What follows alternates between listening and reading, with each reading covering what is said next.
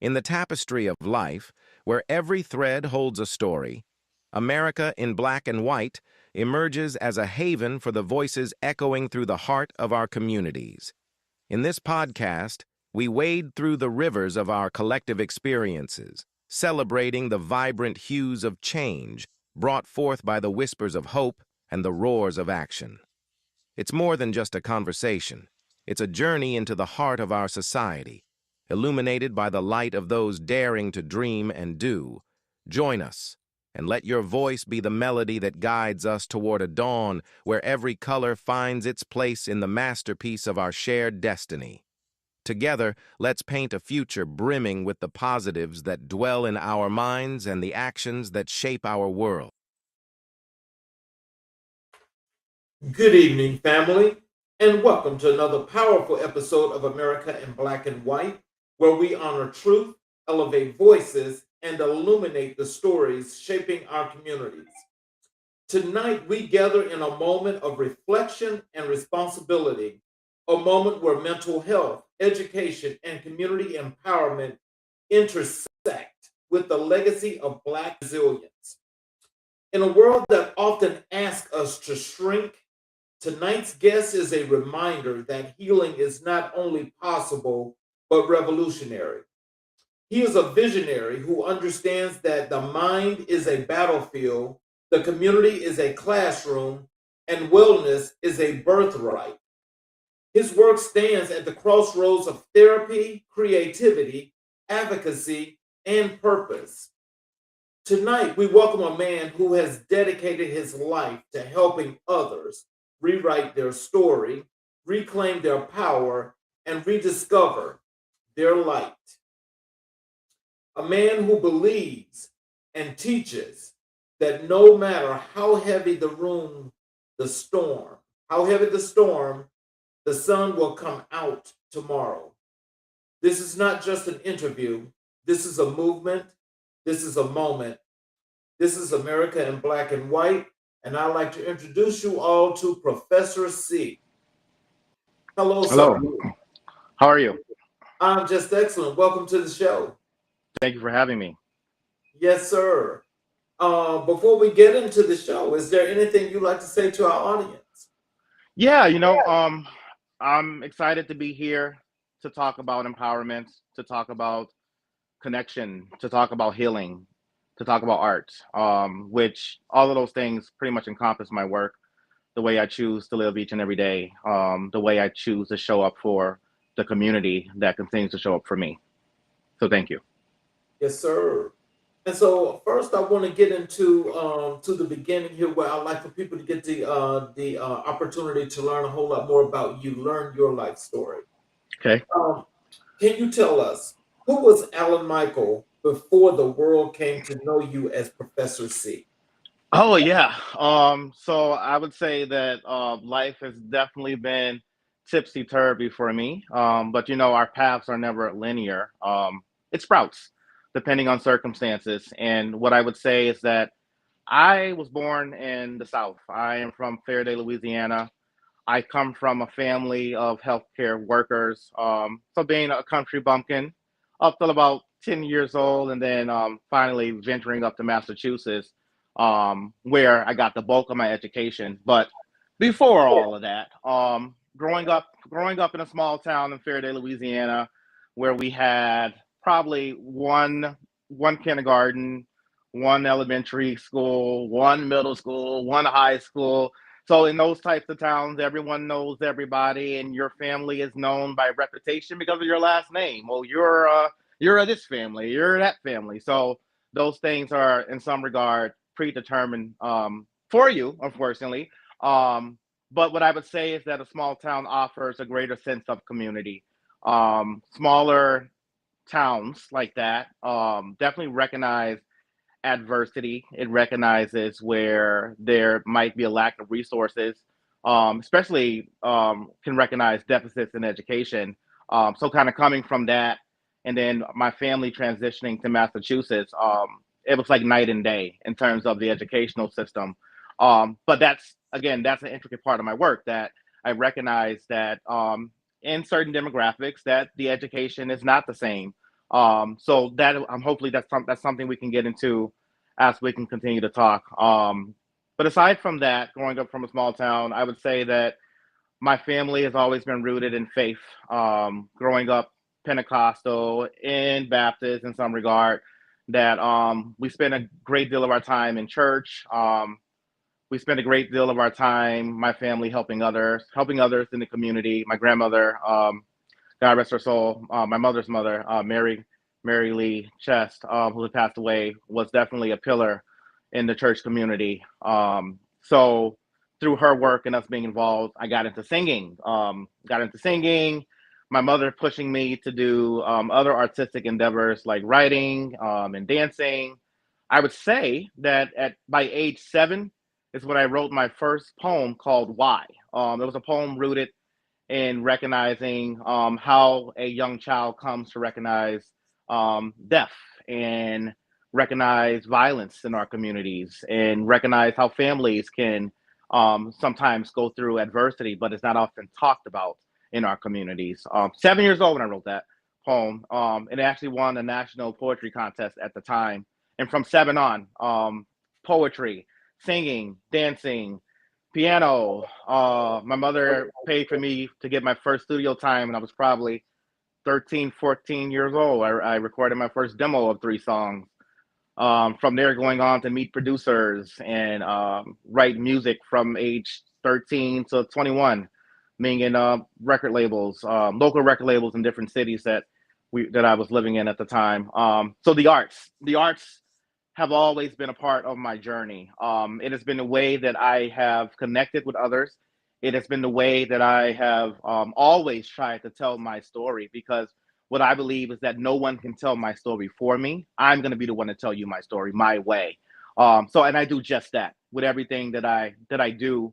I do it from my heart. I do it with purpose, and I do it with the understanding that hopefully the message that I'm putting out into the world will reach someone and empower them to find their voice and maybe have their own stories being told in their way as well. So tell us, what early experiences shaped your passion for mental health and human behavior? Oh yeah, great question. So again, coming from parents that were in healthcare, on the maternal side and paternal side of my family, actually, I come from a family of CNAs, medical assistants, registered nurses. My family, on all sides, I would say, have always been about community, have always been about empowerment, have always been about helping others, because what I recognize is that I know what it's like to go without. And that's a humbling experience to recognize that sometimes that you have to go without because of circumstances. There were times in Louisiana where um, we had um, we had something happen with our water system down there, and we weren't able to have clean water for a significant amount of time down there. But seeing again how the community shows up for each other in times of need empowers me to continue to do just that. Um, I am humbled by my ability to be able to share in these experiences, but say that those experiences don't define who I am, but they certainly shape how I choose to show up for others who go through similar situations. I think in our country, I think that people often make prejudgments about who you are based on what you look like, based on how you walk, how you talk. I have this saying that even your hair follicles can rub somebody the wrong way. Luckily, I don't have them on the top of my head anymore. But I say that to say that um, people will judge you. People will try to tell you what your intent is. And I believe that kind of knowing that it doesn't matter how good of a person you are, that you're always going to have those that try to put you in a box. And that oftentimes people that come from where I come from don't have a voice often. We're not asked to raise our hand, or if we do raise our hand, no one wants to hear what we have to say. So I've decided that I'm going to kick that door down and tell you what I have to say anyway, because no one's going to silence me, and I hope that others who are looking for healing and empowerment kind of come from that same lens that by helping yourself to be a better person, you are inspiring others to do just that. I believe that you have to save yourself before you save the world. And this, who am I to tell someone else what they can do to be better if I'm not also walking in that truth? So that I would say pretty much grounds me, and it pretty much sums up the messages that I've gotten from family members over the years as well. That we welcome adversity because we recognize that growth is built in discomfort. It's those places that people don't want to go. It's those shadows, those places where people keep their head down that you need to really face. That's going to get you to that next step. But you have to be willing to get there. You have to be willing to go there, ultimately to grow.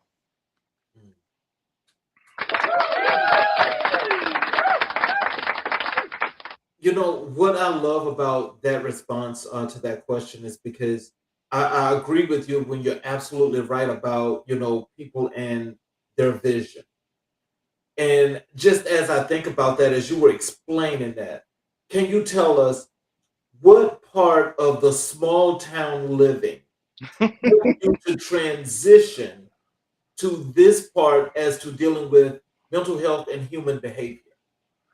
Oh Jesus. Well, I would say that bigger cities. So if you transition from a small town to a larger demographic, what you notice is that the issues are bigger because the spaces are bigger. There's more room to run around. There's more places to get your toes wet and let your hair down. That you know, um, it's just more to it. There's more spaces to navigate. And coming from being like a small town country bumpkin, I'm gonna call it, and then transition to a city boy. My grandmother used to call it city slicker. That that you learn that there's so much that you don't know. That the smaller towns, you're really kind of cut off from some of the larger issues happening in the world, and the issues that you do have, you don't realize that they're bigger than your town because your existence is that town. So then transitioning from like a Faraday, Louisiana, for example, to a Springfield, Massachusetts, it's like wow, it's like night and day because Springfield, Massachusetts is a huge city, obviously urban city, and it's a metropolitan city. I would say that it exposed me to people from different walks of life, kind of doing that transition. Um, People having different belief systems, people not looking like me, because in a small town, you do see a lot more people that look just like you. I think that was great to be able to transition into a bigger demographic in that way. But again, kind of getting back to the education and the languages and all these things, that it was like, wow, there's just so much more. There's so much more to life. There's so much more to learn. There's so much more to know. And sometimes I feel that when folks make these type of transitions, you can get lost in it. You can forget who you are. You can forget that you have a story too, and that you also matter. And maybe people might be interested in what you have to say. And I think that navigating that for me, for a significant amount of time, um, was quite the journey. I'd say I'm very outspoken now, but there have been times when I've questioned what I've had to say, and I've wondered, if is that going to sound right? Is someone going to think I sound silly? But what I've realized is that me coming from a family that is rooted in empowering others, that my voice does matter because, again, I know what it's like to go through adversity. I know what it's like to struggle. um, I've had sleepless nights. I've had crying days. I've had days when I've needed a hug. So kind of navigating how to kind of merge your identity into larger demographic, making sure that you can connect with other people, but still recognize that you have to continue to show up for yourself each and every day is very, very important. I feel, especially as you travel to different places and talk to people from different walks of life, what connects us all is that we're human. We all bleed red. We all bleed red. We all get hungry. We all certainly use the bathroom. So, what's the difference between me and someone else? Is that our differences live in our stories. It lives in the ways that we choose to again show up for ourselves and for other people. City life, city life is not for the weak. I would say that, especially if you're in New York. New York, bless them. But it definitely gives me high anxiety being in a fast-paced town like that. But I do love traveling to different places and speaking to people in different communities and kind of using my gifts to empower. Everything I do is rooted in empowering others because why else would I do it if it was not to inspire someone else to do just that, empower themselves, and then to empower someone else in their community. Wow. So, growing up in Western Massachusetts, Hmm. what community influences molded your worldview? Okay, that's a great question. My mother, I would say my mom definitely was strict on me, but for a good reason. I think she knew in her heart, in her mind, in her spirit and soul that my purpose would be bigger and greater than I could even imagine. My mother was always one to push her kids to go for our goals, to go for our dreams. She believed that you only get one life. She still believes that to this day, but that you only get one life and you have to live it to the fullest, and that um, our mistakes don't define who we become, but they certainly play a part in shaping who we become. And from that lens, I feel like I've always kind of surrounded myself with like-minded individuals. So I've had to shout out Western Massachusetts. I We were back and forth from down south in Massachusetts for years. So from Louisiana to Springfield, Mass, and then we lived in Florida for a period of time during Hurricane Katrina. That's another story. That I've always kind of surrounded myself with people who were artistic in nature, or in some way had some type of role where there was helping involved, or there was a message or a story or some way to kind of impact others. So Miss Dr. Paula Moore, I'm gonna shout her out. Dr. Paula Moore, Springfield, Mass, has this. She has this company that she has called the Wise Set Academy. That I'm so honored to say that I was a part of from a very very young age. Me and some other like-minded students from the High School of Commerce in Springfield would leave school and go to the White Set Academy. And what they did there, they had music production, they had resume prep, they had other artistic things you can do. They were pretty much preparing us for excellence. That they was teaching us and shaping us that the learning starts young, and you keep to build it up as you go into adulthood. So being having to be a part of that program with Dr. Paula Moore, I think was awesome. We also had another good brother of mine at the time, Mr. AJ Bayman, who was the head of music production there through YSET at that time. So he was definitely instrumental in shaping, my love for music and helping me kind of fine tune my artistic sound, I would say, in singing. He would always say, "Oh man," he goes, "Those harmonies, you got sound like D'Angelo." God rest his soul. But again, so having those experiences through that. Also, when I was not in a like after school program where there was arts and empowerment through that, I was recording music from like 13 to 2021. I was recording music with multiple labels, local labels in Springfield at the time. I've had plenty of producers that I worked with. This one producer name was Trix Cardell McManus. Call him out, that I worked with back in the day. He was very instrumental in my musical journey from age 13 to about 20, 21 years old as well. Um, so yeah, those would be like the major ones before college. Before college, I know you and I spoke a little bit about my journey when I went into college. We can talk about that too whenever you're ready. But that was before I ended up going into higher education. So, what was the moment you realized you were called to help others heal?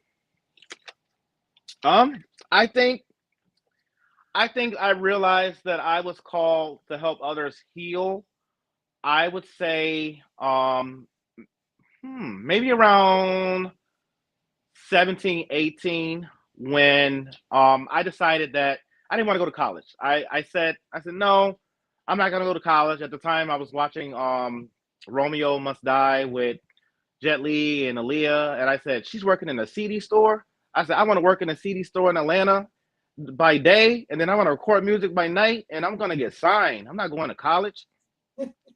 I'm not doing that. I said I don't want to do that.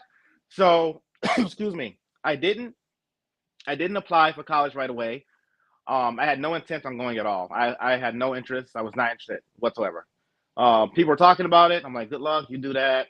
But what resonated with me was that someone had said something very profound, and they said, Alan Michael, you know, I know that you like this music thing and you want to sing and you want to work in a little CD store in Atlanta, but what if something happens? What if you can't work in that CD store in Atlanta? What if you don't have your voice anymore? What do you have to fall back on? And I said, I guess you got a point. I'll see what college has to offer. And I excuse me, I ended up meeting Joan Fuller. She was the director of what's called at the time the Urban Education Program of Westfield State University. That program was dedicated to identifying students from rural areas, students who maybe have lacked resources or not a lot of resources, um, maybe not empowered, feeling disadvantaged, and telling them that we want to empower you. We want to give you a chance to show others that you can exude excellence. I say exude excellence. That program was rooted in. I always felt like a recruit. Like I felt like if you had to look at academics, that John Fuller would be like this secret agent director, and she's recruiting these students, and she's gonna help you become the best student you can be. And because that's the kind of energy that Joan gave. She had a motherly aura to her. You had no choice but to warm up in your soul being around this woman. Um, she looked at you with intent. She would console you with purpose, and every step she took was rooted in a mission to empower someone. Like just kind of being around someone that powerful, you had no choice but to say, you know what, I want that for me, because this woman made you feel like she would look you in your soul and make you feel like she had known you your entire life. And pretty much what parents would say to their children, that I know that you are destined for great things. And once you begin believing that, the rest of the world will also. So going through that program, I think definitely put me through the ringer. I'll say that. It was not easy. It was a academic boot camp for students of color and students from urban areas. 6-week program that you have to complete to matriculate into the major campus there. It was intense. We had a schedule. The deadlines to get to each class were pretty firm. Um, they expected nothing but the best out of us. They expected excellence at every wake of the day. That they were going to challenge us. That they were going to push us to be the greatest versions of ourselves. Um, that has, I would say, that goes down as probably the most rewarding experience in my life, because without that, what we talk about later in this interview wouldn't be possible if I had not gone through such a profound, impactful, and powerful experience rooted in connection, and making us realize that we had more potential than a lot of us actually believed we had. Something that stands out with me through that process is that we had to attend this class called critical thinking. It was a requirement. A requirement to pass the program was that you had to pass critical thinking. Now, this class and philosophy, we had to also take philosophy. So these classes were rooted in challenging the way we saw the world. And if we did see the world a specific way, it was like, well, then what are you going to do about it? You see the world this way. What's your purpose in making it different if you don't like the way that it is right now? What can you do? So kind of having that, kind of being challenged in that way to say that we see that this is something that that gets you upset, that grinds your gears. But what are you going to do to empower yourself to take the next step to say that I'm not going to tolerate that, and I'm going to shift the narrative that someone else told me had to be the narrative at the time, and I actually believed it. So having all these messages kind of come to us, it really strengthened that community that of students up through the urban education program.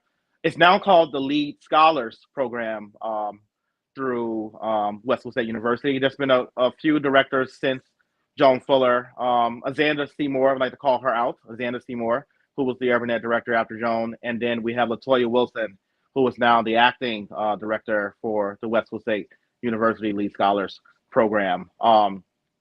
That opportunity, though, to be able to do that, if I could go back and do it again, I would do it 6 times over.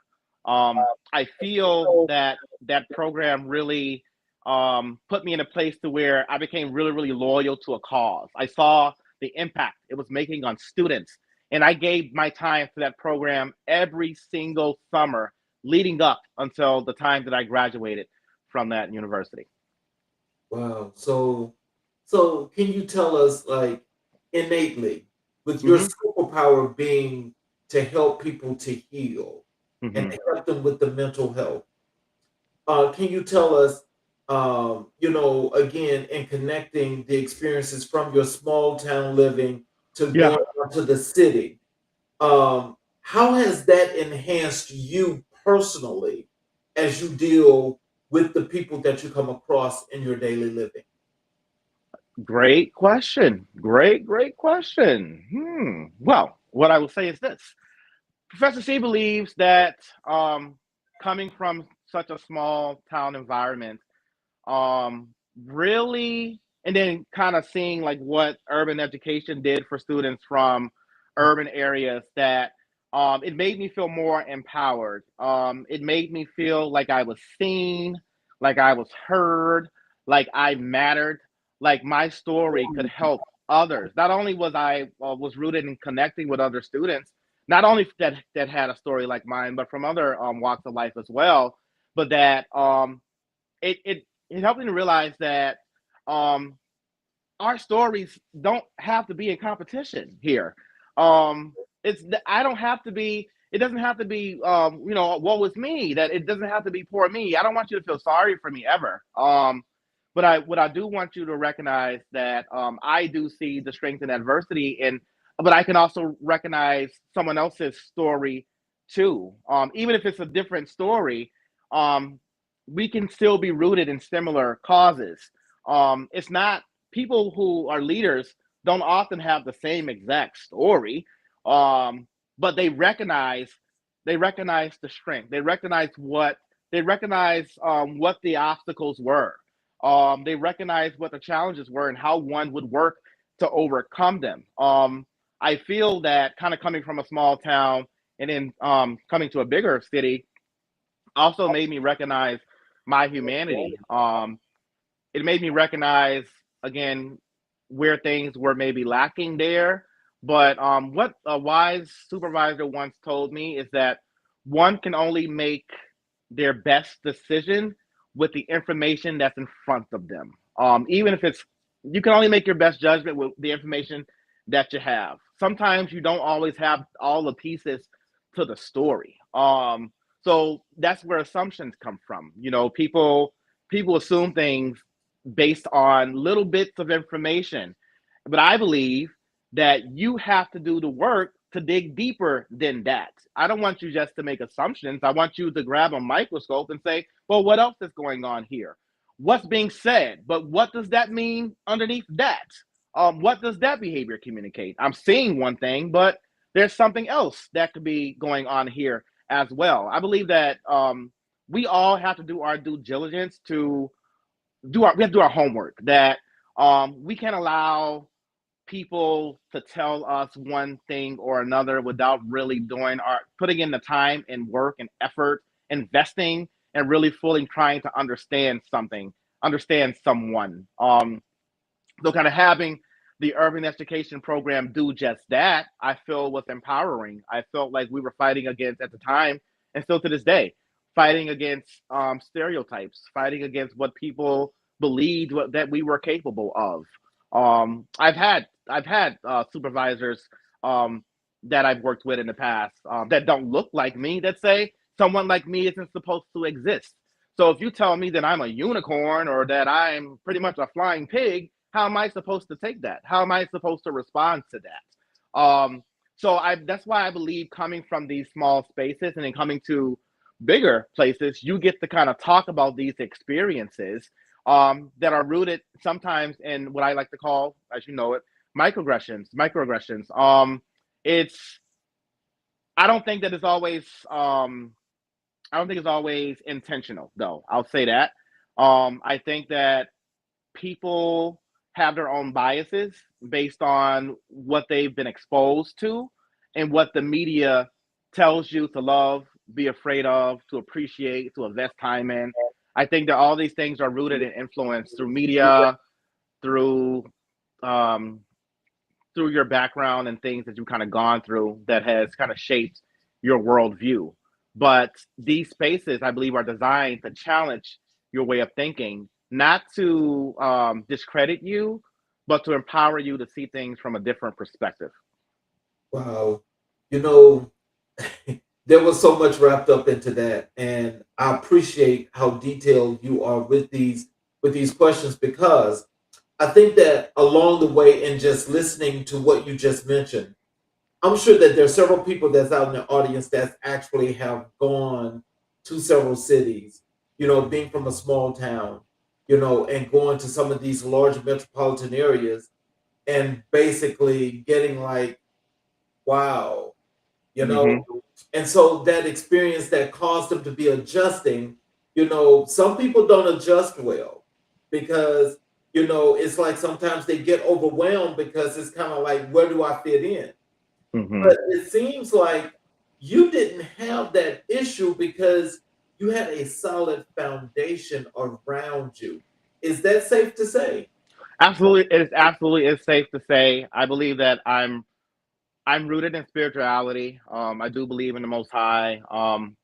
I believe that my life has purpose um, beyond just me being here and being human and enjoying my life. That my life is meant to reach others through the stories that I can tell, through the education that I can provide. A foundation is important. They say that stand for nothing or fall for anything. I think that even the greatest of leaders may have struggles at times. You have to be very discerning into the type of people that you have in your space, in your energy, in your circles, for sure. I think that's really, really important, especially as I continue to grow in being an entrepreneur and now being on my own business wise, that I recognize that everybody don't want to see me win. And that's okay. That's okay if you don't, but I'm still going to root for you, even if you don't root for me, Ooh, because, amen. you know, um, Amen. that's okay, and I think that that's what leaders need to recognize, is that everybody isn't going to resonate with what you are trying to provide, and that is all right, because that is not what the goal should be. Even if I reach one person, mission accomplished, because I've made one person on this earth feel some way different than they felt before they came into contact with me. And it's those incremental steps that lead to bigger picture impact and change. That a good leader takes the time to see the bigger picture by building from the ground up and leaving no man behind. That if you see someone struggling, I'm going to say, I got you. But if you see me struggling the next time, I hope you got me too. But if Mhm. you don't, I'm going to be okay regardless. Because what you don't do for me, I know that the Most High will. So let me ask this one last question before I move on, because Hmm. you just given us all this life right now. Can you tell me, How did your own life challenges prepare you for the work you do today? Oh Lord goodness. Yes. I would say, life has not always been easy for me. I think that in my younger years, I spent quite a bit of time trying to figure out where I fit in. You know that saying, oh, he has an old soul. Yeah, like the old grannies and aunties. He got an old soul. Y'all hear this. It's like as a kid, you're like, well, what does that mean? What does it mean that I have an old soul?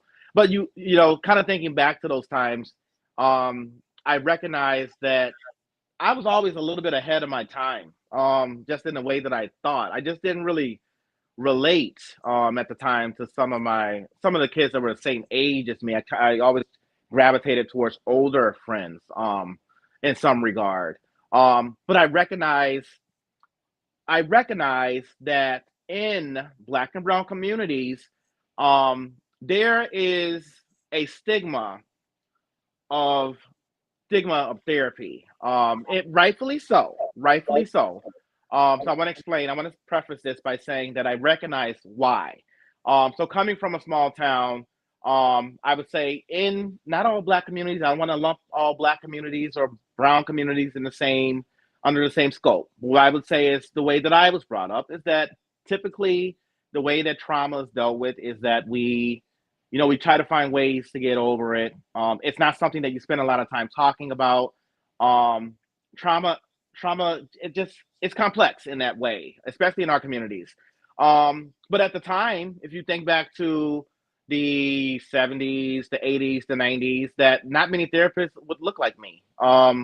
So why would you feel comfortable talking about what's going on in your household? Even in schools, you didn't have a lot of Black teachers like that. You probably had um, that one teacher, but not really feeling like you had a space to kind of talk about trauma or having support with trauma because we really didn't have a lot of names. No one talked about like diagnosis and stuff back then either. No one wanted to meet with a therapist because you met with a therapist. Everyone was going to assume that you have significant mental health, that you were crazy, things like that. I hate saying words like that, but I just got to call it what it is. That's what was said at the time.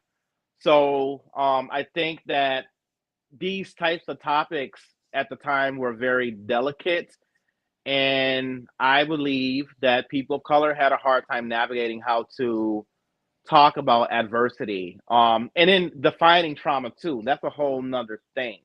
Everyone always assumes that trauma is something that is a horror story. And I get it. Like that significant trauma can be, but there can be other traumatic experiences. The loss of a loved one can be traumatic. Um, Getting to a car accident can be traumatic. I think for me that it was hard to kind of navigate those experiences, but knowing that I wanted to navigate those experiences, and knowing that in my family we have had loss that prompted me to go into the mental health field after my Westfield State days. Becoming a therapist was rooted in family loss, having a family member take their life, someone that was close to me. But again, it just makes you wonder how much was he holding on to before that horrible act happened. But this is the type of things I believe that people of color, everyone essentially, but in our communities, we're dealing with. I wrote a research paper in my grad program at Cambridge College on the stigma of therapy in Black and Brown communities. And what I would say about that paper, which makes it impactful, is that I talk about misdiagnosis in Black communities, that culture is not always accounted for when someone of color is being diagnosed. So that if one is spiritual, for example, could be misdiagnosed for schizophrenia or something else because you believe in spirits. So these things have to be taken into account. Someone's cultural identity.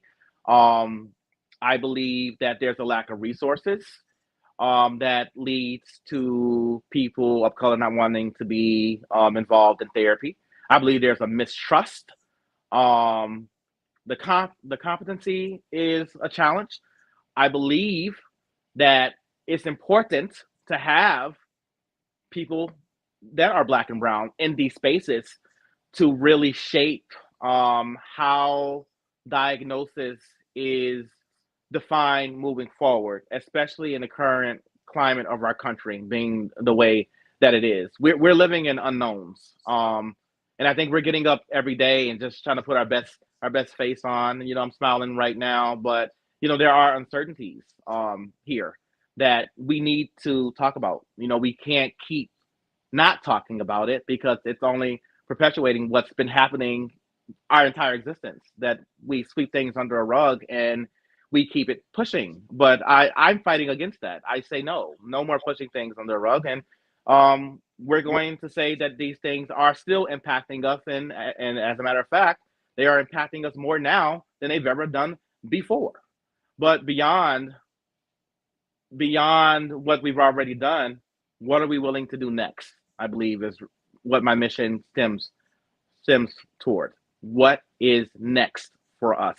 How do we continue to empower? How do we continue to find our voices? And how do we continue to make an impact? One for all and all for one. Wow. Now, with that, I want to transition over to the real meat and potatoes of what you do.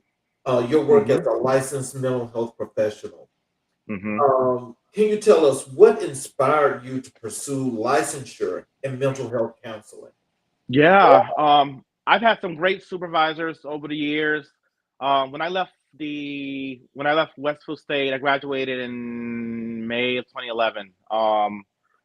I worked at the camp. I worked at Westfield State for about a year as the Eli campus manager, and then I transitioned to the Key program, Inc. I was with Key for 10 and a half, 11 years.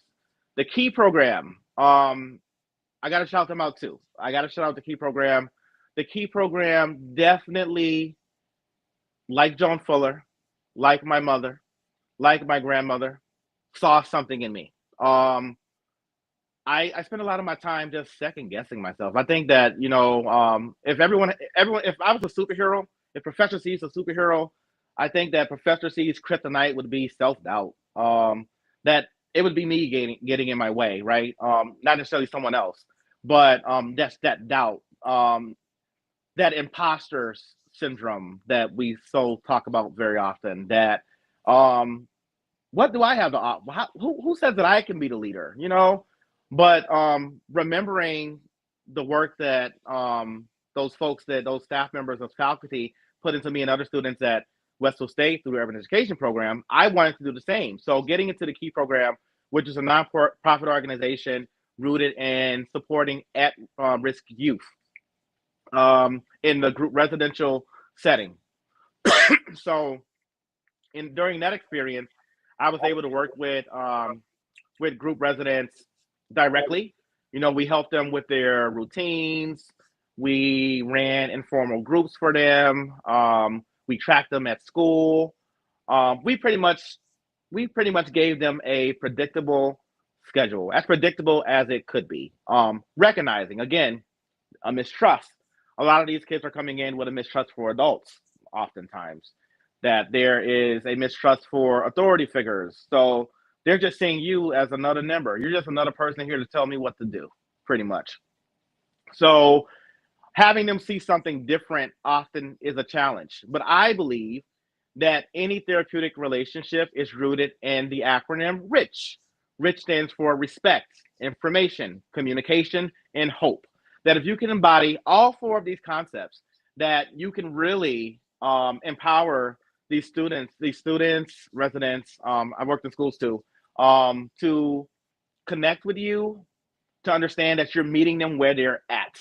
And that's what my purpose for getting licensed was, recognizing that sometimes you got to meet people where they're at, not to talk at them, but to talk to them, to recognize that sometimes therapy is not going to be on a couch with a notepad. Sometimes therapy is going to be me talking to you while you're dribbling a basketball. Or maybe therapy is going to be you sitting in the back seat and I'm picking you up from school. Recognizing that each moment any moment in the day really can present for a therapeutic moment, because if you are really attuned to supporting these residents, these students, these kids, that you can really make any moment a teachable moment. But it starts with them recognizing that you are also human and you know what it's like to struggle. You know what it's like not to have. And what I realized going through the Key program, I became a by 6 months at the Key program, I was a shift supervisor. I then became an assistant program supervisor. By the age of 24, I was a program supervisor running my own group home with a group of teenage girls. I was 24 years old running this program at the time. And again, the Key program gave me many opportunities to lead being there. They saw something in me and it made me believe in myself. And I said, beyond just being like a group home director here, I want to do more than that. I want to really focus in on the mental health.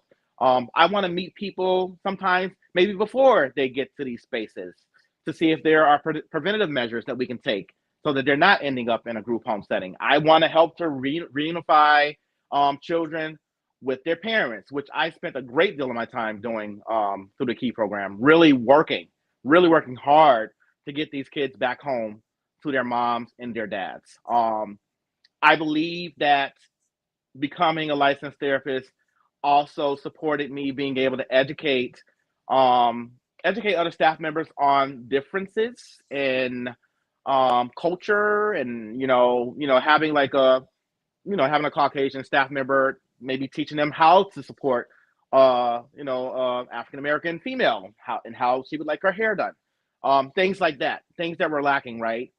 Having really good supervisors, though. I got to shout out Michael Murray, who was my supervisor from the Key program. He is now the chief operating officer of the Key program incorporated. That good sir right there. I gotta give him his due diligence and his credit. I salute you, Mike. I honor you for believing in me and putting me in these spaces. Mike was really instrumental in pushing me. He said, Alan, Michael, you've done a lot of great things for this agency. He goes, but if you want to continue to grow, you need to go back to school. I said, all right, Mike. So, kind of having those conversations and having people pushing me in that way. Other good leaders from the Key program, Dr. Jeffrey Gold, Lynn Nelson, Michael Guthrie, people like that. So, can you tell us how you approach therapy differently from traditional models? Can you hear me now? Yes. How do you approach therapy differently from traditional models? I did not hear that question. I guess it's static or something on this. Okay. Oh, Can you hear me now? yes, I can. Okay.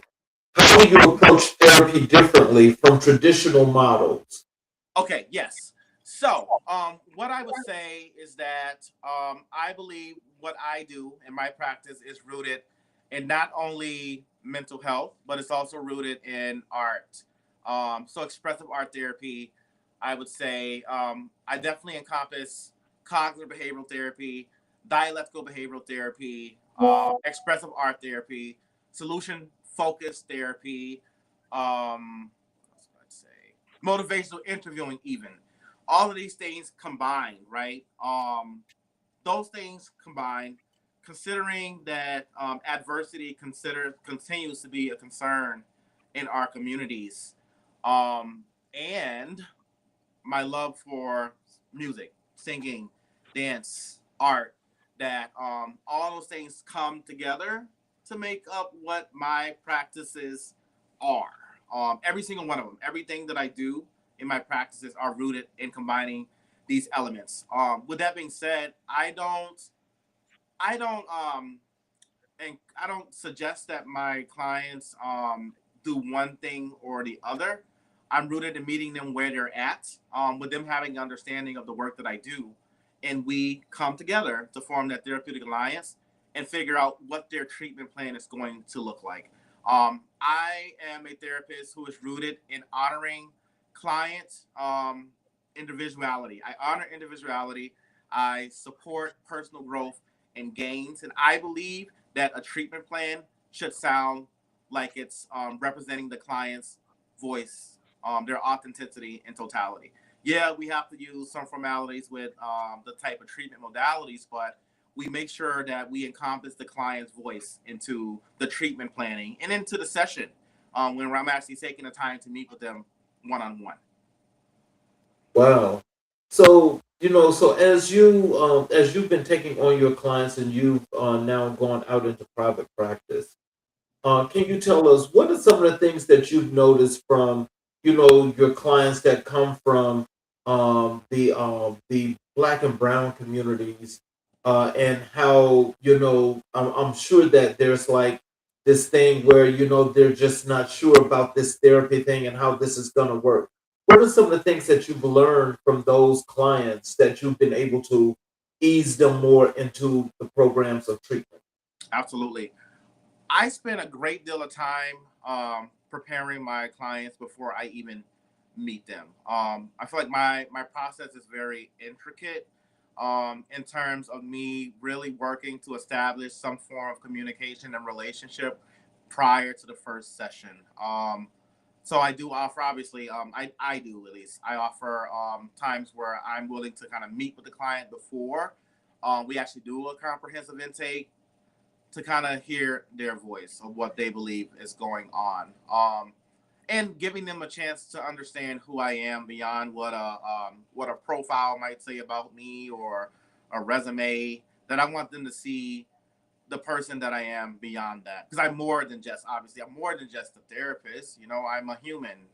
I'm also a man, a Black man. I have other identities that all come together to make me who I am in totality. So just like I'm able to recognize that, I think it's important that my clients know that I recognize that in them as well, and that I would never, ever put them in a box or assume one thing. I assume nothing about my clients ever. I never assume anything. I always ask questions to get an understanding of who they are. And what I hear from my clients is that they appreciate that. They appreciate that I don't come in. I call it assuming identity. I don't assume identity. That's not what I'm about. So I believe kind of having someone, really meeting them at a human level before a therapist client level is really, really important for establishing a good foundation for a therapeutic relationship. I'm meeting you as a human first, but then beyond that, then we can talk about what a therapist and a client looks like. So, what are the 7 areas of wellness, and how do you integrate them into your work? Okay, I always gotta write them down when I say them, so I'm gonna write them I'm gonna write them as I mention them and kind of give you my explanation of all of them.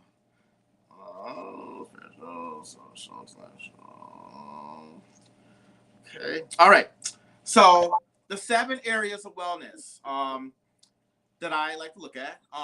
There's like different wheels. I think if one was to go and type in 7 areas of wellness or 7 domains of wellness on like a Google, for example, or Yahoo, you'll see that the 7 areas of wellness are different pillars in your life functioning. That is believed by me and anyone who teaches or educates about the 7 areas of wellness, that if you have a foundation in each of these areas, that you can reach satisfactory in life, that you are doing your due diligence to get to a point of ongoing happiness. So, spiritual, spiritual functioning being one is very, very important. Um, I do ask about spirituality. I don't assume that one is religious, though, ever. I simply ask if my clients are spiritual, and then have them describe what spirituality or religion means to them. In any question I ask my clients, it's usually rooted in that way. What does it mean for you? Environmental would be another area.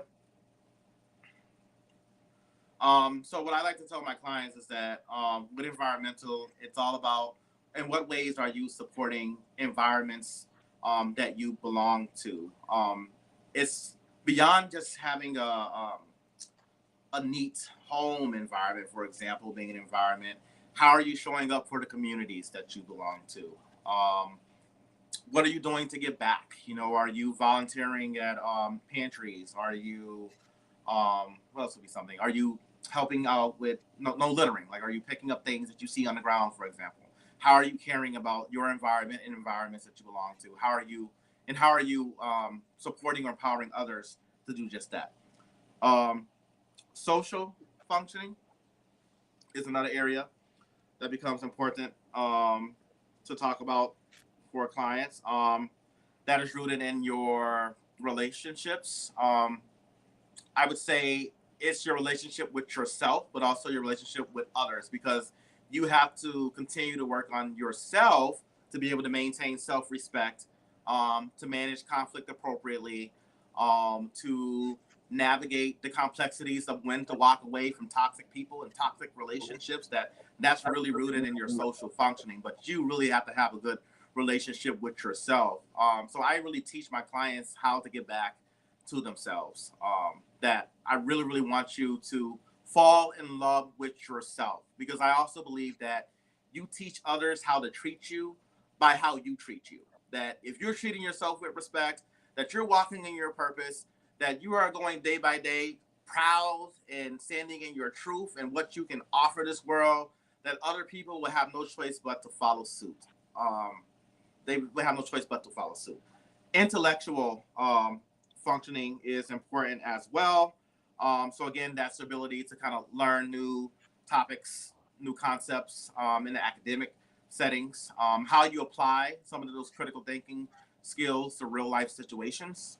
For example, physical functioning, what kind of speaks for itself. Are you taking care of your body? Are you practicing wellness? Are you have clean eating? They call it. Are you eating healthy foods? Are you cutting out some of the junk food, for example? In what ways are you taking care of your body? Are you active? Are you exercising? Emotional functioning. So this one's really, really big, obviously, in a therapy practice, that we want to know where our clients are and how they're thriving in their emotional functioning, or where there might be deficits. There might be some challenges. And then finally, occupational functioning. So your ability to sustain, like I would say, productivity in work settings. If you are engaged in any kind of trades, if you are trying to obtain any types of licenses, things like that. Things that add to your professional growth and value, so to speak. So I believe that real happiness is rooted in making progress in all 7 of those areas. I typically would rate my clients on a scale of 1 to 10 in how they see their functioning. So I say, on a scale of 1 to 10, are you thriving? Or you feel like you've made the most progress you can make in this area? Or 1, you think that you haven't made any progress at all, or this is an area that you hope to continue to explore further. I always utilize the sandwich effect with my clients. The sandwich effect is rooted in starting with a positive, which is that first slice of bread, and then ending with a positive, that bottom piece of bread. The meat in the middle is what I believe we choose to work on for the benefit of gain. So any rating scale that I use for the 7 areas of wellness is rooted in helping my clients recognize that it's not that this is like a negative, so to speak. This is an area that might be more challenging for you. I believe language matters. And what you speak with your tongue becomes reality. So we really have to be careful with how the words we use, the language we speak, the sentences that we use, that we need to take the time and really reframe language as much as possible, so that we can look at things from a different perspective. So let me, of those 7, let's go back to number 4, because number 4 stands out as something that's like, is so relevant that it's like a catch-all, where pretty much everything you do in life is based on that. Can you tell us, how do you emphasize that in your treatments with your clients, or part of your therapeutic sessions, and how are they accepting to that?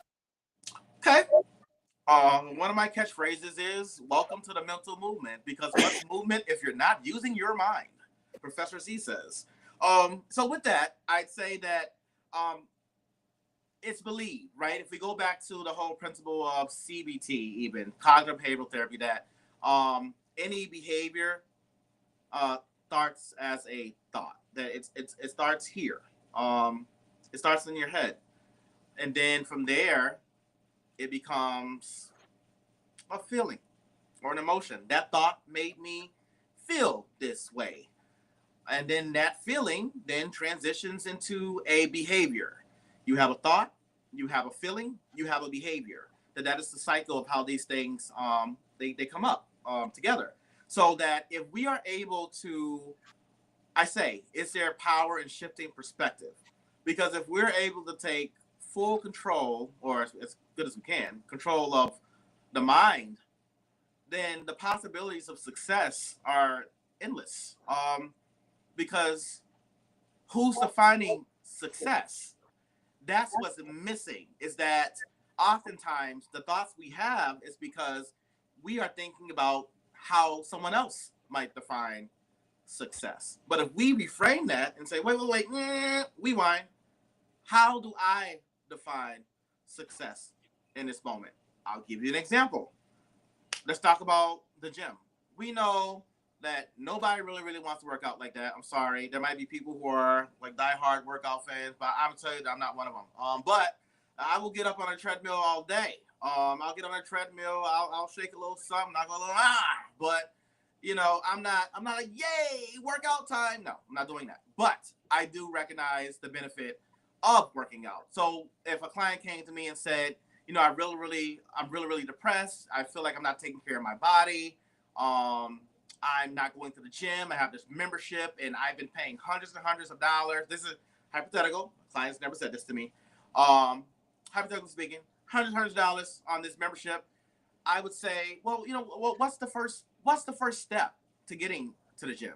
What do you mean? It's getting in my car and going. No. Before you get in your car, what's the first step? Getting my gym clothes together. Is that a step forward?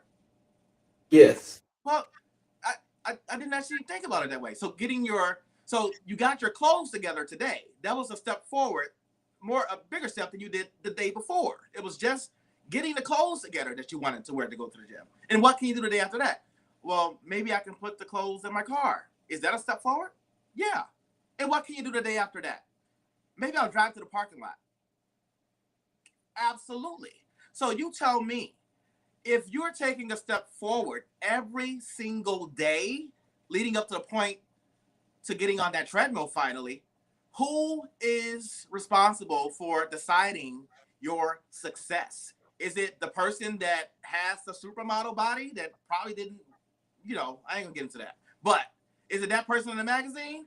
Or is it you knowing those incremental steps you took every single day leading up to the point to where you actually got on the treadmill to go to the gym? And that's so reshaping the intellect to think in those terms, that no one decides what your success is to look like but you. And when you decide that it has to be decided by someone else's standard, you already put yourself in a box. Mm. Now that in itself, let me just because now I'm not a therapist, but can you tell, because that sounds like when they say the thing about when you're being too hard on yourself and you're like tearing yourself down too much or whatever have you, which means you're actually you're leading to and creating your own demise. Absolutely. Okay. And so in doing that, is that something that you have to work with your client to maybe change his or her thinking, as to how they're seeing things, where you get them to like verbalize, okay, this is what you're saying. So if you're saying this, do you think this, or this? Is that how that works? Sometimes, and a lot of times, these thoughts are rooted in anxiety. They're Okay. thinking. I call them thinking traps. I know that another term you can call it is distorted thinking. A thinking trap is an expectation that no one gave you that creates anxiety. It's an expectation because somewhere in your subconscious you believe that it had to be. Somewhere along the line, your brain comes to this conclusion that that's an expectation. If I don't do it this way, then it's failure. So there's different types of thinking traps that I'm helping clients work through each and every day. We have filtering, we have catastrophic thinking, we have black and white or all or nothing thinking. We have fortune telling, telling the future, what they think something's going to be before it actually happens. So, and I do it too, and I think that's the beauty in it, is that my clients recognize that even as a therapist, my humanity, what makes this a powerful journey for the both of us, is that I'm human too. So I too have to combat some of these thinking traps that come up. So the empowerment is sometimes rooted in slowing down the mind, because our minds are powerful tools and they can move 1,000,000 miles an hour if you let it, right? So let's slow it down. I'm gonna sound like that guy from the Visine commercial with the monotone voice. Let's slow it down here, so that they understand that, I really want us to, I want us to think about this. I want us to think about this. How much do we actually have to accomplish today? What can we put off for tomorrow? And what do we no longer need to worry about because yesterday has already happened? So yes, if yesterday's happened and tomorrow hasn't happened yet, all we're faced with is what we have to do today. So let that be the guide to getting you to where you want to go. Let's live in the here and now. Let's say that I'm not going to focus on those other two categories. I'm going to focus on what I can do right in this moment. I tell my clients, even if it's a 5-minute change of something, that's growth. I don't care. I think that's growth. I'm going to celebrate every step it takes to get you to that next level, because that's what I want you to do. I want you to look at the small steps you're taking. I want you to highlight your positives each and every day, even if on your worst day. What's the takeaway from that worst day or that bad day that's going to help you go into the next day better than you were the day before? So, what do you believe people misunderstand most about mental health? That it is a linear path. I think that with most things that our media, has a strong pull, especially now with all these social media platforms. I think that our media has a strong pull and influences the way that we see certain things.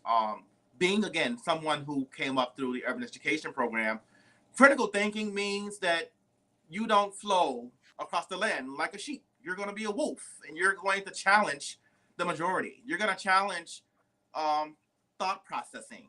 Who decided that this needed to be that way? That's the way that I kind of look at these things. And I believe that people come into therapy assuming that it's one way, and learn that it's actually pretty empowering, because I put my clients, I set up the stage. Therapy is about setting the stage.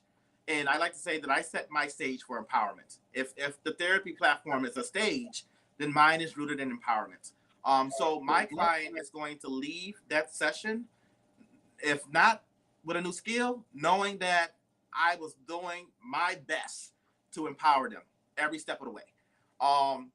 So recognizing that, it's not going to be the traditional lens of therapy. I kind of made the joke there earlier about the whole couch, the person on the couch like this, and then the therapist with the notepad, and they're like, tell me more.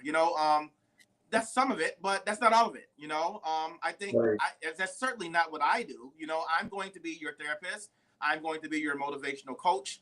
I'm going to be whatever I need to be to empower you to get the skill base you need to live a more rewarding and fruitful, empowered life. So if that therapist becomes a coach at 20 minutes in, then that's just what it's going to be. But my clients, what they recognize, again, is that I recognize that there is power in the pivot.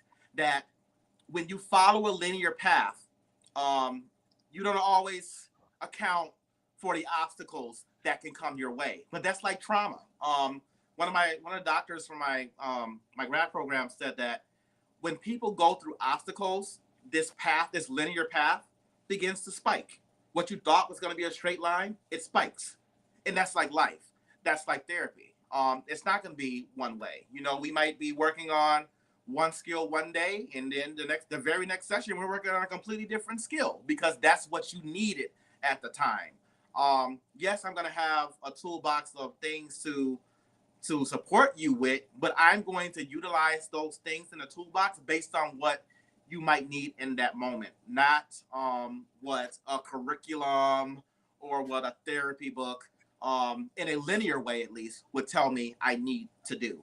I'm not going to be working with a client about, let's see, give me an example. I'm not going to be working with a client on, this is I'm kind of put myself in a pickle here.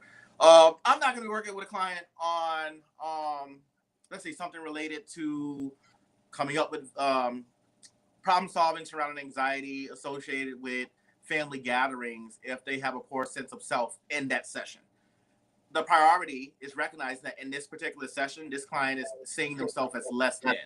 They're not recognizing their worth, their value. They're criticizing themselves. If I can't work with them on figuring that out, how can I expect that they're going to be in a place to where they can really tackle that other issue? I do recognize that as therapists, we do have to distract our clients, but I say that distractions are never a solution to something that will take long-term work and time to remedy. That sometimes these issues are complex. So meeting our clients where they're at least in my context, is that I recognize that as a therapist, I have to pivot from time to time. I'm going to jump around to meet that client.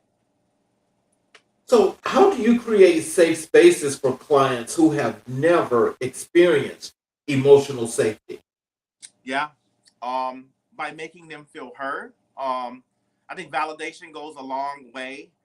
And I believe honestly that you can have all the skills in the world, but if you don't know how to connect from a human level, that does not matter. I don't care if your vocabulary, you have the biggest vocabulary in the world, that you really have to root your practice and your work and connection. That is going to take you further than anything else, that connection with that person. So validating, active listening and paraphrase is super important because the client knows that you're hearing what they have to say. And sometimes we don't know, right? We might say something and the client might say, that's not what I meant. Well, I'm glad I paraphrased in that way because now I know that that's not what you meant. But you have to listen. You have to listen to understand, not listen to fix. Because what we do is not about fixing, it's about guiding. Never a fix, only a guide. And that's what I strive for. That I'm going to guide you to that water, but if you want to drink it, do you. That's on you. That's on you to decide. But just know that I'm going to do my part in helping you see the path to get you to where you hope to go. Wow. So let's talk a little bit about the mental movement, LLC. Okay. Yeah. Because we got so much here that I know we're definitely going to have you back. Okay. So can you tell us what sparked the creation of the mental movement? Oh my goodness. Mental movement. Okay. So, again, rooted in humanity. When I started my first practice, Miracles Happen Therapy through Sound Mind, my practice was not popping. I'm just gonna put it out there. I'm like, my practice ain't popping. My mother, being the mother that she is, she goes by Gigi, but Miss Angela Jameson and my stepfather Tony Jameson there, being my biggest cheerleaders right now, just really stated, Alan Michael, it's not popping right now, but it's gonna pop as long as you want it to pop. And I'm like, you know what? That's right. It might not be popping right now, but it can be popping later. But I have to put in, first off, it starts with a belief. It starts that I say, as Professor C, when you believe, they believe. So if I don't believe that I can do it, why would it pop off? Why would anyone want to come to me? Why would anyone feel empowered? If my whole mission is rooted in empowerment and art and avocation and All for one and one for all. What am I doing? What am I giving or providing that suggests that I'm actually living in that authentic truth? So I went back to my roots and I began to brainstorm what makes me me. And it brought me back to my childhood and knowing that everything that I've ever done has been rooted in emotional expression. Everything I've ever written, every dance move I've ever done, any poem I've ever had, any song I've ever recorded, any stage I've ever performed on, that everything has always been rooted in emotional and expression. And what does emotional expression do? It connects you to other people who want to emotionally express themselves. So the mental movement is about encompassing all of that, every facet of my whole being. It's Alan Michael as the singer. It's Alan Michael as the journalist. It's Alan Michael as the step team director. It's Alan Michael as the program supervisor. Alan Michael as the therapist. Alan Michael as the son. Alan Michael as the black man. Alan Michael as the one who's gone through something. It's all of my experience wrapped up in one. Like I like to call it, a pretty little celebratory bow to show you that there is power in taking those moments that were meant to break you and use them to empower you. What people thought was going to keep you stuck, I said, no, you know what? You wanted me to have that? Give it to me. Give it to me. Let me show you what I do with it. And then make it into something that I can call my own. So the Mental Movement LLC is rooted just in that purpose of taking everything that I've always thought about myself, every positive thing, every doubt, every concern, every positive thing anyone else has said about me, every doubt, every concern that they've had. And I wrapped it together and I said, and here you go. This is empowerment because I'm not hiding from my adversity. I'm not hiding from the fact that I've been through things. I'm saying that I become stronger because of it. And now I'm going to take what I've learned and I'm going to empower others to do just the same thing as that. Wow. That is like that's dropping the mic right there. Because that right there, that's the learned moment. That's the learned experience where you say, I'm here. So it's like you're doing what you're doing and you had your mind set, in other words. So it's just time to move forward. Mm-hmm. How does expressive art enhance therapeutic outcomes? Yes. I think that it has been very impactful in my practices with my clients. I would say just naturally, every person on this earth is artistic in some way. If you are a good cook, you are artistic. If you know how to flip a burger on a grill, I'm calling it artistic because I like the way you flipped it. I'm going to take these basic things that that people have never been praised for and tell them that you can see these things as strengths if you choose to. So my clients are coming to me with poetry that they have written. Some of them are singing. Some of them are doing art. They're seeing my art because now that I'm on my own, I don't hide my artistic expression. In the past, it was like, who you were. Alan Michael, the artist, had to be Alan Michael, had to be separate from Alan Michael, the therapist. I said in 2026, Alan Michael, the artist, is Alan Michael, the therapist. So it's not a either or. It's a this and that, and that's okay because that's my power. That's my truth. That's how I walk. And anyone who has a problem with that, that's really none of my concern because it's not my business how someone feels about me. Just know that I'm going to continue to walk in my authentic truth every single day. And I'm going to continue to empower, and I'm going to continue to empower others to empower themselves through their art. Advocacy itself is an art. As you can see, I'm very passionate about these things that I'm talking about. This is advocacy. It's taking pride in what you believe in unapologetically and saying that this is what I believe is rooted in my empowerment. Take it or leave it. This is what you get. But know that I'm doing something that gives me a reason to sleep good at night and gives me a reason to smile in the morning. What makes the mental movement different from traditional therapy spaces? Well, I decided to take something that was more traditional in nature and make it something evolved. Um, I would say that my approach is very humanistic.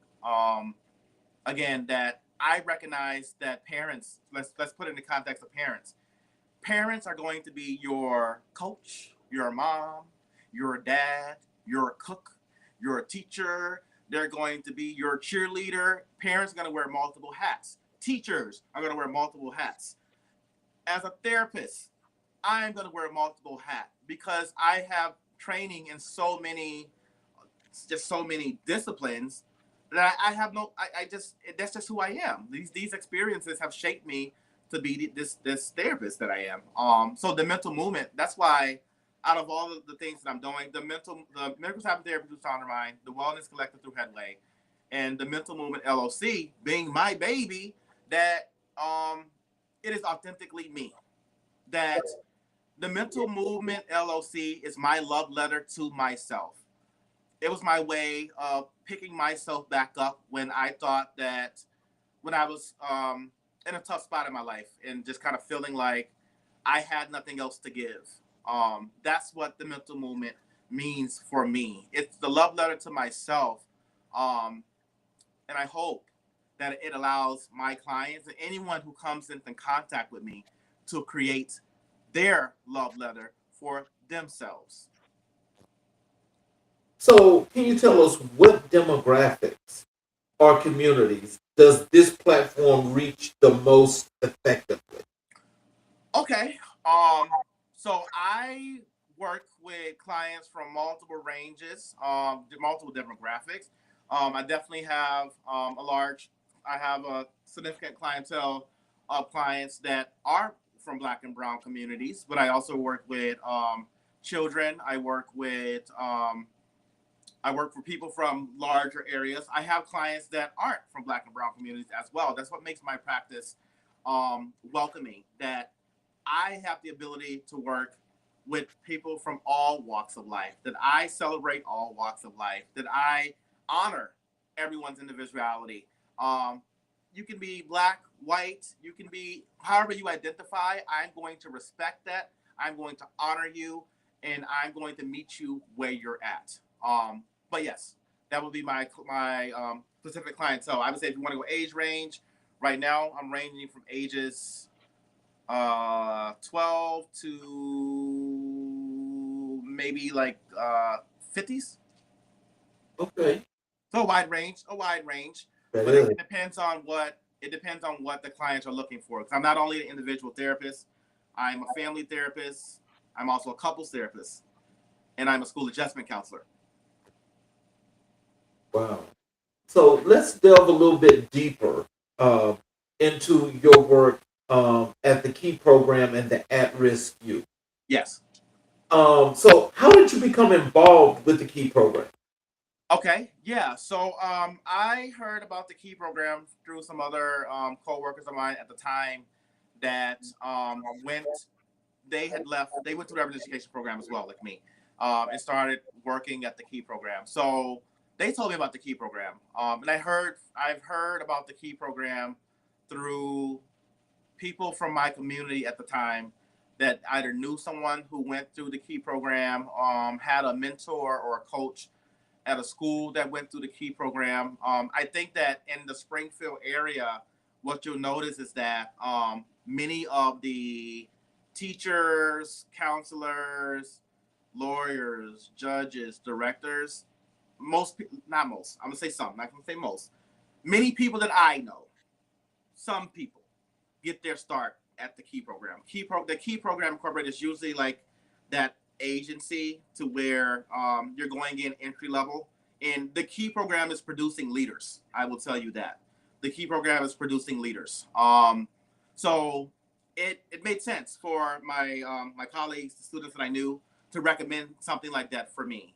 They thought that the Key program would be a fit for me. I also had a friend at the time that was working for another agency in Springfield called the Center for Human Development. There are multiple agencies in Massachusetts, But she had been working with her agency as well, and I knew that she was working with at-risk youth.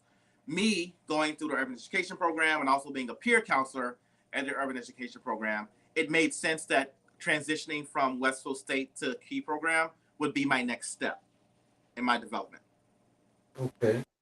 So, what are the unique needs of at-risk youth today? Mm-hmm. So obviously, there's still a mistrust. I would say with the at-risk youth, identity is huge. Identity is huge.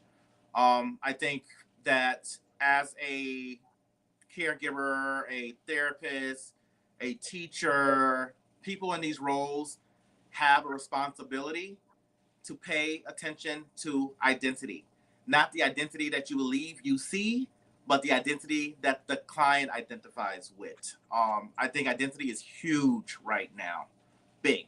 So I believe that training up and coming therapists, program supervisors, clinical supervisors, and being able to work within that scope of recognizing identity is really, really important for relationship building. But again, if you're having these kids coming in and they have a mistrust for adults, that if you're not attending to their identity, you've already failed at the game here.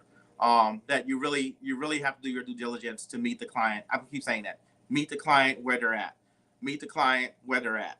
Meet the client where they're at. So identity, mistrust of adults. I believe that exploitation is big, especially with teenage age students, the ones that are prone to run away. Exploitation is huge. So kind of being aware of the signs that can lead to an at-risk youth running from a facility or from a school and then getting exploited in some way is really, really important for people in our field to recognize those signs and teach the at-risk youth to recognize the signs of people who they should and should not be talking to. It's really, really, really important. Also, as a full adjustment counselor, we kind of move toward teaching social emotional learning in the classroom. So there's a component to where the teacher is dedicated to some lesson planning. It's a short period, but some lesson planning dedicated to social emotional learning at school.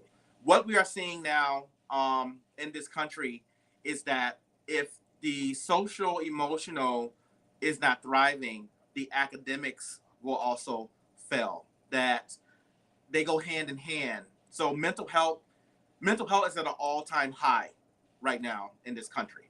Um, Therapists are needed. Therapists are needed. Therapists are needed. Beyond a therapy room, classrooms. I don't know.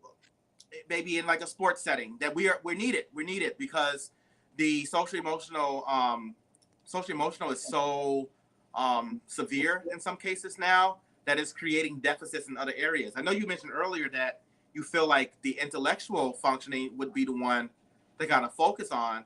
And I understand that too. I think that's really, really important what you said there. But what we're noticing, especially with young kids, is that sometimes they're not able to verbalize where the feelings are coming from. Sometimes the feeling itself comes on first, and might lead to, it kind of works in reverse in some regard. That Okay. and that's rooted in trauma, right? Right. That a past traumatic experience can create a feeling or an emotion in a youth, and that can then create the thoughts that came from the feeling in reverse. So not working the way that we have been trained to kind of teach, but that's what we're seeing. So that if you get the social emotional aspect here to a healthy balance, that the intellectual functioning is going to thrive. It's not that it's completely severe. It's that it's not reaching its fullest potential because of the social emotional aspect not being where it needs to be for that student feel comfortable, or that at-risk youth to feel comfortable with thriving in the way that we want to see them thrive. So, how do you build rapport with young people who have experienced instability? Yeah. Again, I listen to them. I think that their story is important. I believe that it's important to really get to know a at-risk youth beyond what you're reading on paper. Working in a facility, we are often provided a kind of like a referral packet, right? A referral packet, so to speak. The referral packet talks about the reason for why the student or at-risk youth came into care. Um, in some regard, it might be parental, it could be trauma, whatever. There's something on paper telling you why this client needs services.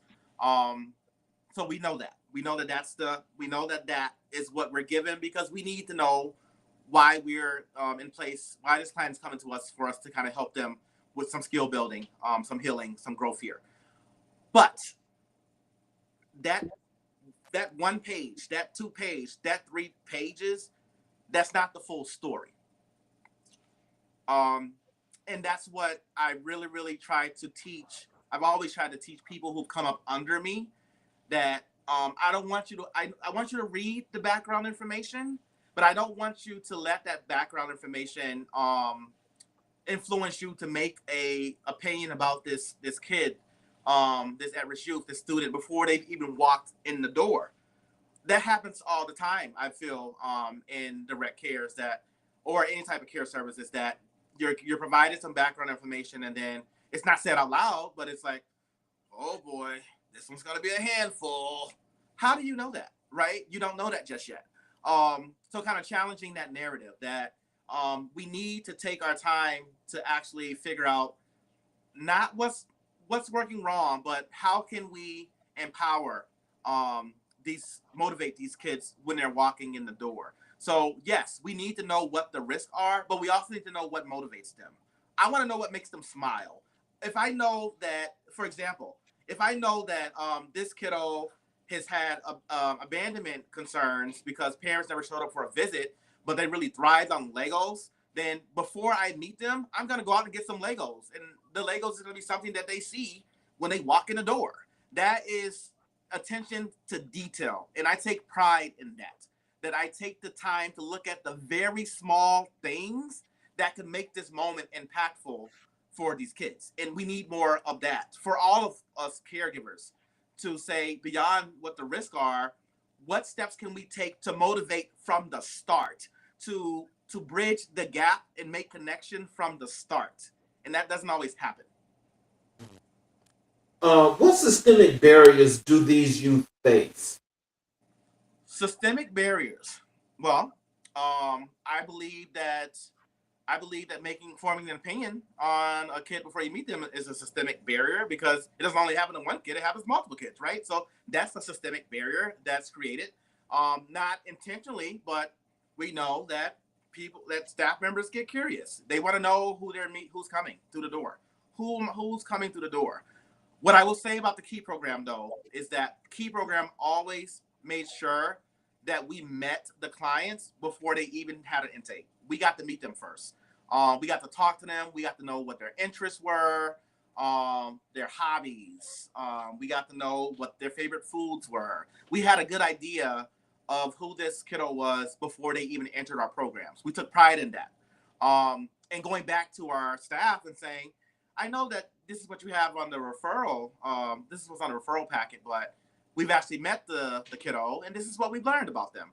So kind of, I would say evening opinion a little bit, right? That if people kind of have that one opinion based on what they read, you can say, well, have this opinion based on what I told you I saw and what I heard with my own ears, kind of being like the different thing there.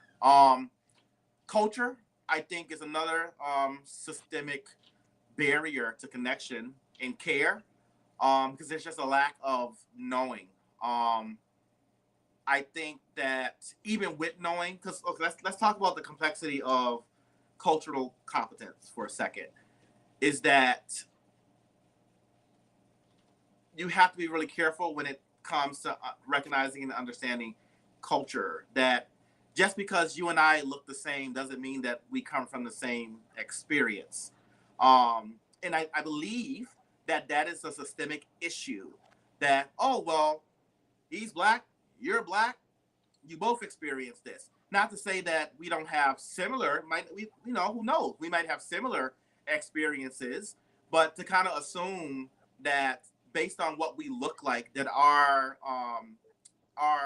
experience is the same. I think I just don't feel like that's honorable. I think that it's more honorable to ask me what my experience was and how it connects or disconnects from what your experience might be. So kind of having that um, worthy of life, sense of belonging, making kids feel like they're worthy, appreciating their distinct differences. I mentioned earlier about having like the African American girl in a program and having all white staff. Who's going to teach them how to do her hair? How are they learning how to do this young girl's hair? I've run into issues like this where I'm having to be the one to step up and say, well, this is how you do. You're creating training plans on how to teach staff how to do this girl's hair who's black. That's the reality though, right? Is that's what happens a lot of times, that these kids are put into programs with people who don't fully understand the scope of how to fully care for them. Yeah, I think that is one thing that where a lot of systems fail because of what you just mentioned with that. For one, there's a catch-all, but for everything else, it has to be different. Mm-hmm.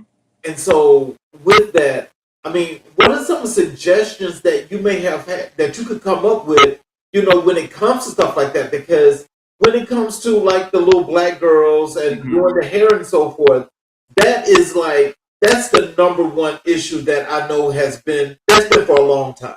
Mm-hmm. And so we know that people that don't look like us don't have to learn to do our hair, but we have to learn to do their hair. Right. And that's the case, right? And I think so. My supervisor, I've had supervisors from all demographics, colors. I'm really a person who's connected. When I say that my purpose is rooted in connection, I'm rooting for everyone. But we need to recognize these issues that are going on. That staff need to be invested and not just showing up to supervise a kid or lesson planning. Beyond that, treatment has to be about really supporting their whole being.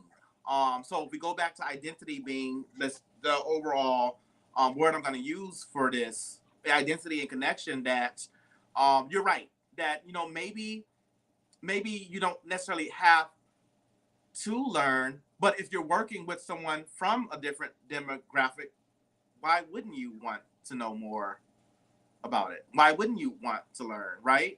Because it doesn't make sense to me that if you decide that you want to be a caregiver, a therapist, a teacher, working with kids who are black, brown, yellow, you name it, that you are going to want to learn how they do these things. Because how can you truly, fully understand their experience and support them? This happens all the time, not just with situations like hair, but the way that the way that certain questions on tests are written. Having a kid to have to answer a test question about a vacation that their parent could never afford. Of course, he's not going to answer the question correctly because his parent never went on a vacation to Peru. He doesn't know what that's about. He doesn't know what it costs to go to a vacation to Peru. He's stuck on the word Peru because he's never heard it before. He saw it on this test that healing, connection, growth is really rooted in recognizing that people have a different lens of world view, and that you shouldn't feel bad if you come from a different perspective of worldview, but you should do your part and invest in trying to understand that person's perspective, understand their walk of life, understand what makes them happy, understand what makes them sad. Because if you're not doing that, then what are you really doing? But Professor C, I'm sorry, but I have to do one more follow-up question on that because, I mean, again, you just hit something else that stuck in my mind. And that is when we talk about those standardized tests, right? Mm-hmm. Those standardized tests, we know that they're all biased because they ask these questions that a large segment of these kids that are taking those tests of course, I mean, they're answering a question, basically trying to do it off some logic, but they don't know what the hell they're asking. Absolutely. And so, which, it contributes to this, I call it fictional, when it says that, how the test, how kids that are black and brown, or black and brown people in general, that's male and female, can't pass a standardized test because he or she has a learning or a what they call it. They have a comprehension issue. It's true. Oh They yes. can't comprehend, and that's not true. Mm-hmm. But yet, and still, it continues though to this day. How does that play on the psyche of these kids, especially the at-risk youth? Yeah. So this here too. I'm passionate about all these topics. So thank you for these questions. I'm going to answer it very honestly. I believe that some of these tests and things that I believe that it does a disservice to our children in some regard, that it doesn't account for their experiences. So if it's not accounting for their experiences, it's also not empowering that there are moments in their experiences that they are proud of.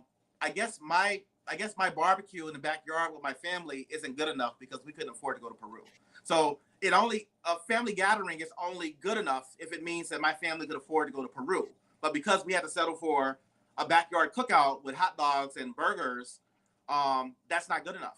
So what it does is, it, in some regard, it systemically destroys a young child's psyche in some regard. And this is what I'm saying, that I take pride in attention to detail. It's what made me a really great program supervisor, that I saw the things that other people did not see, that people didn't even care to see, because the system was flowing. Things are operating. Why fix it if it's not broken? It's not broken because you decided that there was nothing, that the screw couldn't be tighter. I'm telling you that we can give me the screwdriver. Give me the screwdriver. I'm gonna tighten the screw a little tighter because I'm letting you know that I can see from my eyes that it can be tighter. And I believe that this impacts us in education. I believe that it impacts us in the workplace. I believe it impacts us anywhere where there's human connection. These are the types of issues that we are faced with having to overcome. And a lot of times, some people, you name it, don't feel empowered enough to make it an issue. It's like, well, we're all thinking it, but no one wants to say it. And that happens a lot. We're all thinking it, but no one wants to say it. Professor C is going to say it because I'm telling you that this is what's going on. But again, what are we going to do about it? One part is acknowledging that this actually is an issue, despite what members suggest. Because just because members say, oh, this school is thriving in that way, or this group home is thriving in that way, what are we not accounting for? What are we missing here? What's going to get us over the success that we believe that we have? Because I never believe that anything's ever fully a 10 or perfect. I hate that. I hate a 10 and I hate perfect. I don't use it. I don't preach it. I don't encourage it. Because to me, that means that there's no room left to grow. Exactly. And I just don't believe that. So I think the moment that you believe that we've done all that we can do to empower, then we're right back to ground zero, because you've decided that there's nothing else that can be learned, that growth even is not eternal. And it is, if you want it to be. And for me, in the work that I do, I want it to be. Every single day, I'm striving to empower. I'm striving to help my clients continue to reach their best selves each time, each day that they want to, knowing that I got their back. But we're never going to say that it's the end of the story. We're never going to say that, right? Because I believe that happiness isn't rooted in the end result. It's rooted in the pursuit of getting there. So we discussed Black history, and I asked you, in your life and career, who were the most influential persons in your life and career? You mentioned to me Dr. Martin Luther King Jr. and Malcolm X. Absolutely. Can you tell us why are Dr. King and Malcolm X the most influential figures in your life and career? Yeah. Let me say this. I believe that I believe that microaggressions exist, and sometimes that it's that type of racism and prejudice that speaks louder than what's you can actually see to your face, because it's systemic. It's little jabs. I'm going to keep jabbing at you so that you can question your self-worth. I'm going to keep throwing little things, little digs in there to challenge the way you see yourself. Sociology 101 says that if you tell someone something long enough, they eventually begin to believe it, because that's the only framework of what they've had to believe, because they're not allowing any other messages to enter their head. They're just going with the same message. So if someone says, you're unworthy, you're unworthy, you're unworthy, you're unworthy, you're unworthy, over and over and over again, you begin to believe that. It's not just in saying it, but it's in how you're treated. And I believe that, especially in higher education, that I believe that systemic racism, prejudice, and all these other things, they're more sophisticated. I'm not gonna be in your face with it. I'm gonna be a doll. You know, I'm gonna make you feel like you're less than, but I'm gonna be cute about it. I might shake your hand even. So kind of recognizing that, recognizing those digs and being able to call it for what it is. I believe in Black and brown communities that it's always said that Black and brown people have to work 10 times harder than their counterparts to achieve a similar goal. There is some truth in that. It's certainly some truth in that adversity is against you, because you're not what they expected to walk through the door even. Sometimes your name doesn't even look like your name. I'm sure there's been plenty of times when people didn't assume that my name would be Alan, but it is. So kind of having that, right? That these are the types of things. Oh, your name's Alan? Or I'll just throw some moments at you. Or walking into like my dining commons and someone walking up to me and saying, the moment, the music, you better never let it go. I'm like, I'm Alan. So, so kind of challenging. And granted, I do like some Biggie Smalls, but you're not going to try to use that to challenge or degrade my Blackness. That's not what I'm going to tolerate. So no, I'm going to say, hi, my name's Alan. I'm going to shake your hand. So now you can use that moment in music. So that is what I have had to navigate for years. Not the in your face type of discrimination, but the things that you have to really, really, really be attuned. You really, really got to be listening. You really, really got to watch for it to really catch it. That has rooted me in developing this voice. Having to talk about my history beyond being an African American in this country, for example, was another thing I experienced in higher education too.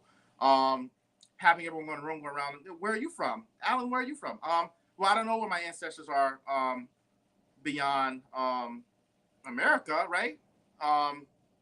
You don't know what African tribe your family comes from, things like that, or just like different things that I've experienced.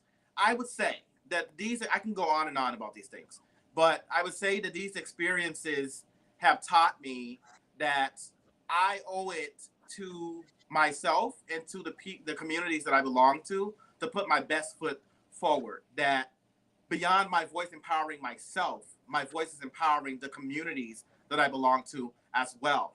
So after a experience at my campus, I started the mental movement, not the mental movement, the movement, not the mental movement. It was the movement at Westfield State University to challenge discrimination. And even at that time, having a professor touch me on my shoulder and say, Alan Michael, you're just waking up to this. Oh, really? I'm just waking up to being Black, because last time I checked, I've been Black every day of my life. But let you know, I'm just waking up to it. But these experiences don't put me in a place of aggression, because that's what's expected. I'm just going to show you how I'm going to deal with it. It's going to be with my mind. So the mental movement, because what's movement if you're not using your mind? Because what you thought I was going to do, I'm not going to do. I'm going to do you one better. I'm going to do what you would probably do, but better than you do it, because you thought that I was incapable of doing it. So being rooted, my purpose, being rooted in both Martin Luther King and Malcolm X, is that I recognize that peace is law, but militant is necessary. That we have to stand up for each other. Black, white, brown, yellow, all of us have to stand up united together to fight against adversity, discrimination, gaps in education, pipelines, all these things that are holding people down, all these things that are put out there to make you believe that you're less than, that you don't belong, that you don't have purpose. Who's deciding these things? Because it's now time to shift that narrative. So my work is rooted in recreating story arcs. I ask my clients, who do you want to be in your story? Do you want to be the hero or the villain in your story? Because you're the one writing it. Final question for you. How do their philosophies show up in your work, your message, and your mission? Yeah, I take it back to John Fuller, Urban Education Program. Each one, reach one, each one, teach one. And that's what it's about, that it really takes a village to make an impact and change. Yes, everyone's voice matters, but we can do so much more if we come together, united, and with a cause to say that enough is enough, and that today has to be better than yesterday, and that tomorrow is definitely going to be better than yesterday, because we have decided that we are worthy. We have decided that we matter. We have decided that we care. We have decided that our voices deserve to be heard, no matter what. And that is a non-negotiable. That I'm not going to negotiate my value with you. I'm not going to let you tell me my worth. I'm going to tell you that. And if you don't respect that, that's fine. That just means that you don't have a seat at my table. And so, yeah, that's where I'm at with that. So I empower my clients to have their authentic voice, to stand up for what they believe in, to fight against adversity, to say enough is enough, to recognize where they might have challenges, but never, ever to declare that something is wrong with them. I never use, I hate, what's the problem, what's wrong with you. My lens, how can I support you? How can we make this better? How can your voice be heard in this moment? These are the types of words that I choose to use to empower my clients each and every day. So, in closing, what are some words of wisdom and encouragement that you like to leave with our audience? Tell them how they can connect with you via social media and your websites and all that other good stuff. All right. So, my leaving word, I thank you for listening to my rambling. I'm very passionate about these topics. So, these questions definitely, I hope that the work that you all see from me, you see that I'm more than just preaching here, Professor C, but I actually stand in this purpose, that I walk in this purpose. So what I want to leave you with, a quote from Professor C, me, is, in order to see different, one must do different. As simple as it sounds. In order to see different, one must do different. So if you're stuck in the same patterns, nothing's going to change. But if you want something to change, then you have to take the steps to make it change. But you have to ask yourself, why is that change necessary? What does that do for me? And how does that impact the communities that I belong to? So that's what I want to leave you with there. For my practices, I am taking clients through Miracles Happen Therapy through Sondermind, and the Wellness Collective through Headway.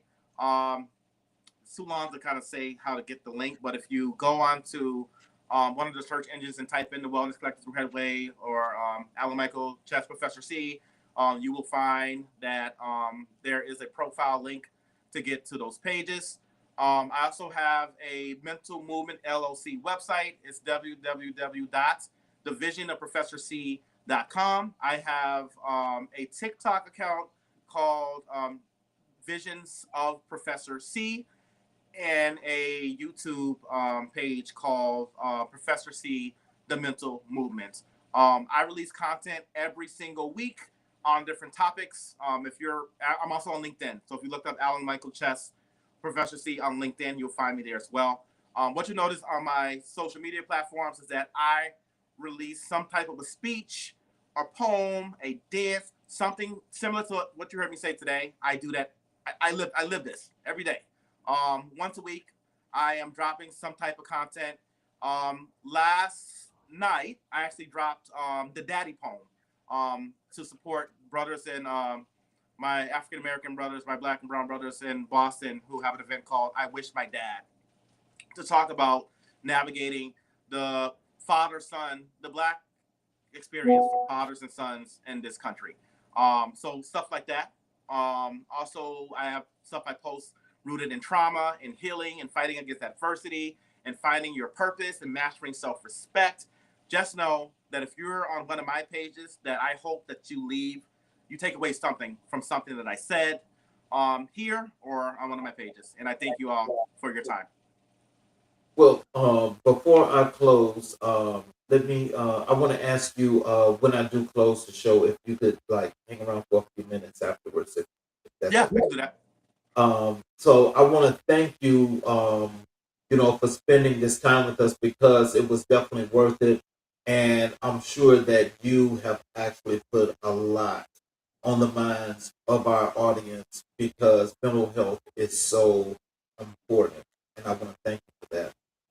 For those of you that are watching on all of our channels, especially our YouTube channels, if you have not yet subscribed and enable all notifications, I ask you to please support us by subscribing and enabling all notifications where you're able to get the shows live, and you'll also be able to go and watch all of our previous recorded shows with all of our great guests, with all of the great messages that they have left. So in this closing monologue, I want to leave you guys with this.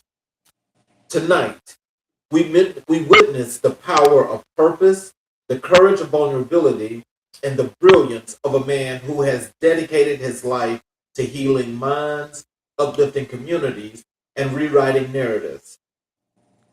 Professor C reminds us that wellness is not just a luxury. It is a necessity, a right, and a pathway to liberation. In a world that often fractures us, he teaches unity. In a world that silences us, he teaches expression. In a world that wounds us, he teaches healing. His message echoes the legacies of Dr. King and Malcolm X, two giants who believed in the transformation of the mind, the elevation of the people, and the promise of a better tomorrow.